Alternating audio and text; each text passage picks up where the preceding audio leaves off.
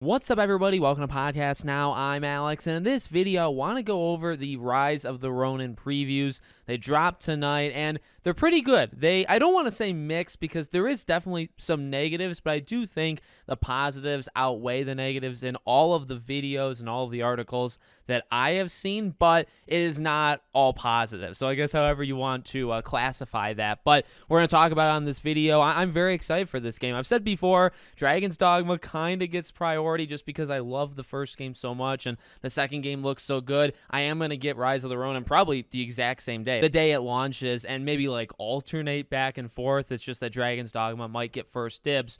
But Rise of the Ronin looks really good in terms of, I think, its strength. So what did we learn today? Well, we learned, I believe, that the strengths are the biggest strengths, and what we might have perceived the weaknesses to be are the game's biggest weaknesses. Honestly, it's kind of what we assumed, at least what I assumed, of this game. So the combat, overwhelmingly, everything you see, the combat is very good. And I mean, there's kind of different reasons why. There's kind of different elements to it, right? So we saw lots of people talk about difficulty modes, right? That they're trying to make it a little easier on newcomers. I did see plenty of people say, like, this is, if you think about the Neos of the world or the Sekiros or things like that, this is the easiest of all of them, which to me, totally cool, because I want to try to get through this, and I've long said, in terms of Souls-like games, man, I struggle. Elden Ring is the only one I didn't struggle in, and that's just because of its, unique way of throwing things at you and letting you kind of do it.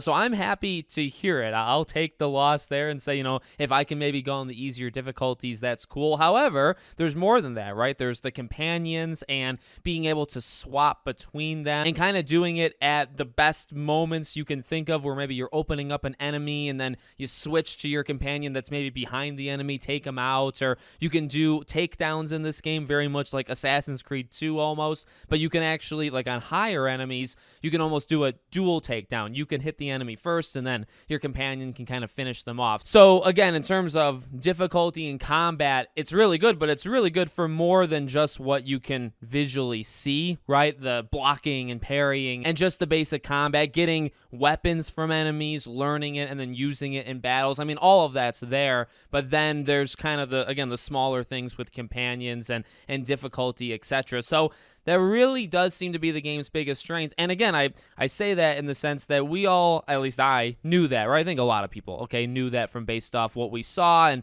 Team Ninja in general. Like, this is going to be their bread and butter. And to be honest with you, I mean, I can respect this decision, but they are going all in, I believe, with the gameplay, because what I did see from the previews in terms of the negativity, visuals obviously not looking very impressive, and I don't think that's crazy to say. You look at it, and there's actually, two parts to it, right? And the previews actually kind of back this up.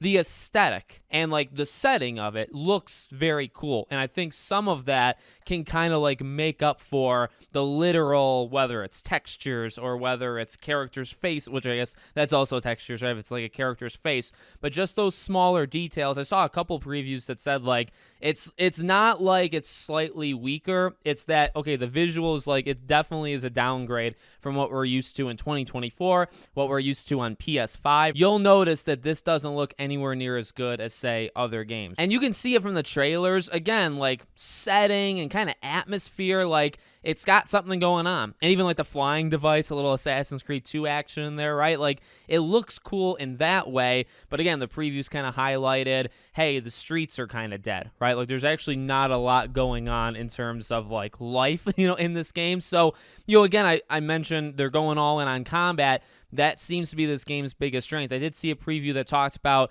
they're going for it, though, in terms of story. Like, it's the most story-driven game they've done, and obviously pushing it to open world, but the story just doesn't seem to really be there, although that's been conflicting. I've seen some previews that said the story was good, whereas maybe, like, some of the voice acting was kind of bad or just, like, not really present all that much. So I would say story, characters even, that definitely seemed a little bit more mixed. Visuals, I would say, was probably everybody. Everybody I think was talking about that. I kind of saw some mixed things in terms of like the open world activities that, they're there and they're kind of fun to do, but there's not a whole lot of depth to to it. Now, I'm going to counter, and now granted, I didn't play the game, right? These people are actually, having it in their hands. We've had plenty of games that really don't have a lot of depth. In fact, I'm playing Final Fantasy, not to take a dig because I love it, Final Fantasy VII Rebirth, lots of side things. Now, there's side missions, and then there's kind of the world intel. The world intel is copy and paste, right? Like, go around, scan crystals, do this. There's not a lot to it. Now, you get rewards for it, and, it's there, and I don't mind it. So, I guess what I'm saying is, if that's in this game, honestly, I don't really care all that much, right? I wouldn't look at that as a massive, massive weakness. I would say what it's looking like is the gameplay is going to carry it, which is fine, because I think, as I said in the beginning, like, that's what they're so good at. I don't think you're getting this game if you don't think the gameplay is the best part of it. Is that, maybe that's not fair to say. I think it's fair. You can let me know in the comments if that's not the reason why you're getting it. But the comparisons of, like, it's got a little Assassin's Creed 2, in its blood. It's got a little Neo. It's got a little, FromSoft in it. Like, the comparisons are all good. And I do think, like I said, the main takeaway from everything that I saw was this is either solid or above. Like, either it's a very solid game, or it's a good game, or it's a great game. There definitely were negatives, but I gotta be honest, we've seen previews like, say, Dragon's Dogma 2, and the amount of negatives that came out of those previews are almost, in fact, non-existent, like, at all, right? But then you get previews like, say, Suicide Squad, which are, like, mainly negative. There's very few positive. This one was, maybe mixed is the right word. This was a lot more mixed. But again, I'd say the major takeaway was positive. I think more people are still excited for it than not. I think the gameplay carries it to a lot of people. And if you just watch it, you can talk about what people said all day. And that's total. They all have opinions. They all played it. It looks really fun. And I'm not even like a massive, like I lose, I die a lot in these kind of games, okay? So I don't even know how far I'm going to make it in a thing like this. But just looking at the combat, there's like the one cutscene kind of in the beginning of the game. They talked about the tutorial when you're fighting like that pirate. Like, it in that way, it looks really cool. Like, I really want to watch that cutscene on my own TV and see if they have other cutscenes like it. But just the minute-to-minute gameplay, like, looks really awesome. I like how it looks to block. I like how it looks to parry. The kill animations, it's got some, like, rigidness, right, when you're trying to, like, hook onto somebody and pull them in. Like, it looks a little weird, but I think the combat looks like a lot of fun. I think it probably will feel even better, and considering they never said otherwise, right? I think it's going to feel even better to actually play it, have the controller in your own hand. So I'm excited for it. Again, it kind of just reinforced what I thought the best parts of the game would be.